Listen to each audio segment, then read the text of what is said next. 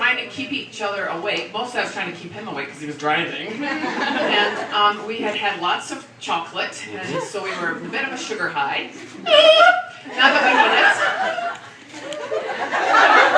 Just don't say Percy Pigs, but they don't know what they are over here, do they? No. We mentioned Percy Pigs in my autobiography, that was what we were talking about when we were doing the writing for Hollow Earth. We were formulating the story together, getting the character development, da-da-da-da.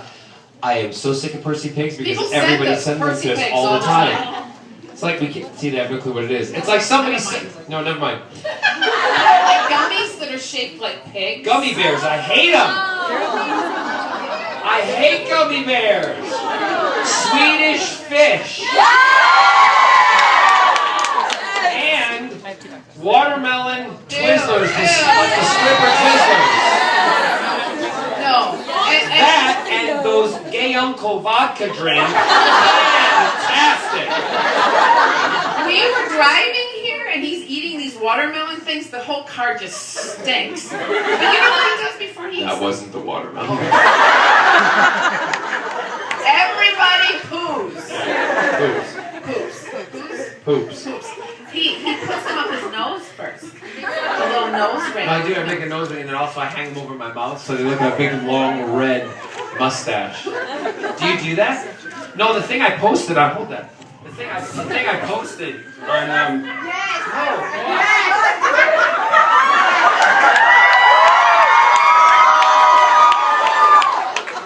You can't take him anywhere. See? It's versatile, it's multifunctional, and I'm just going to sell it on QVC because it can be a nose ring, or if you get tired of it, you can just have yourself a nice earring. Alright, I'm sorry, goodbye. Alright, so that's our story.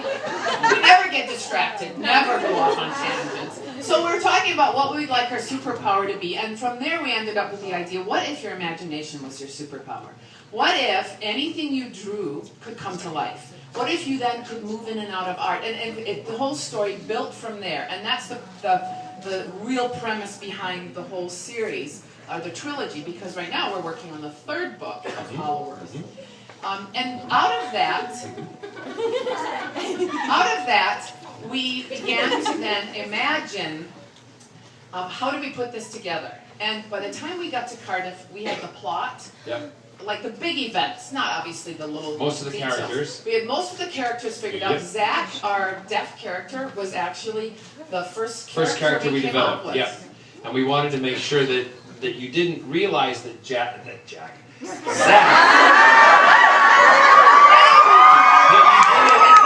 didn't realize that Zach was deaf when you were first being introduced to him, because, as you all know, they speak to each other through telepathy. So you were thinking that they were actually talking to each other. And we also wanted Zach to be the first person, the character, to be written in the first. Well, the first, and the book, those of you who I didn't even say that right. No, I knew what he meant. You know what I meant. So translate for me, please. I will be happy to. Thank you. We tried to figure out if anyone else had ever written a book with a deaf character where it was not in first person. That's what I wanted to say. And that's why I get the big bucks. In kibbles and bits. So I actually, and until is it Wonderland, Hugo Cabret author, his second book has a deaf character that's not in first person, but at the time that book was not out. No, we did it first. We did it first. So anyway, all the characters, all the plot for the 3 books was developed on that initial car journey, and then, like I said, Carole comes with, I said before in a couple of interviews that Carole comes with batteries.